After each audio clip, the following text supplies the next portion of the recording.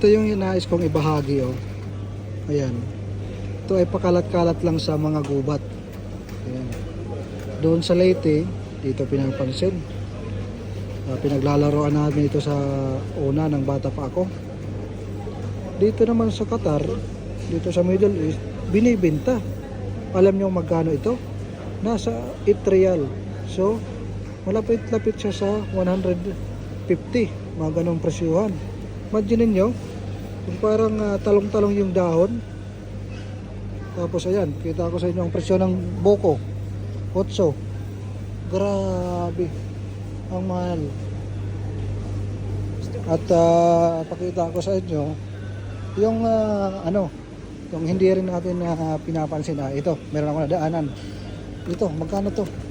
Yung balingbing. Balingbing, isang piraso. 5 real. Isang piraso, ha. Kasi napakasustansya daw yan. Pero sa atin, hindi masyadong pinapansin. Ito naman yung pigs. Mayroong mga native pigs sa atin. Ito naman na imported ito. Gaya ito ng Brazil. Ayan.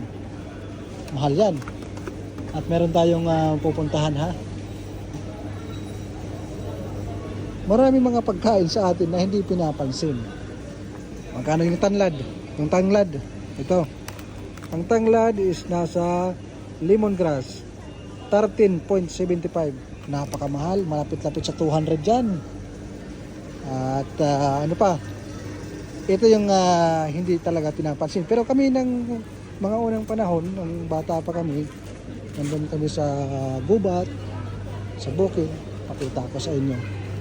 Ayan. Ito, oh. Ito. Ayan. Ang tawag dito is golden berries. Ayan yung kindi-kindi na tinatawag sa amin. Minsan pinuputok namin ito. Dito ay napakamahal. 850. Malapit-lapit siya sa 150. Ayan. Imaginin mo, ang mahal pala dito, no? Sa atin hindi pinapansin yan. Meron pa dito yung ano talaga.